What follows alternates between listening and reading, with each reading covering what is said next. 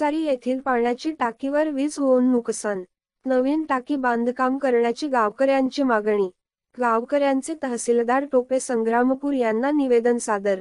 संग्रामपूर तालुक्यातील ग्रामचिचारी निमखेडी येथील ग्रामस्थांनी दिनांक 13 जून 2024 रोजी तहसीलदार टोपे संग्रामपूर यांना निवेदन देण्यात आले असून ग्रामचिचारी पाण्याची टाकीवर कडकडीत वीज होऊन पाण्याची टाकी जमीनदोस्त झाल्याने पूर्णपणे नुकसान झाल्याची घटना मागील दिनांक 12 जून 2024 रोजी रात्री घडली। रात्रीच्या वेळी तुफान वेगाने वादळी वारा, विजेच्या कडाटासह जोरदार पाऊस पडला, त्यामध्ये परिसरातील शेतकऱ्यांचे पिकाचे सुद्धा मोठ्या प्रमाणात नुकसान झाले। तसेच विजेचे खांब कोलमडले।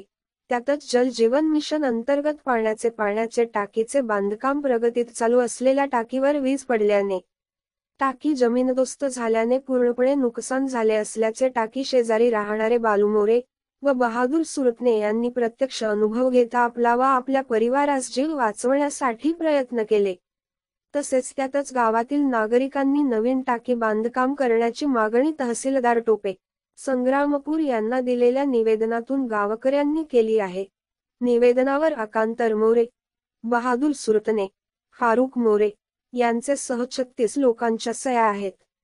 करिता नवीन टाकीचे बांधकाम प्रशासनाने करून द्यावेत अशा प्रकारची मागणी नागरिकांनी निवेदनाद्वारे केली आहे। 5-6 लोक होते अडी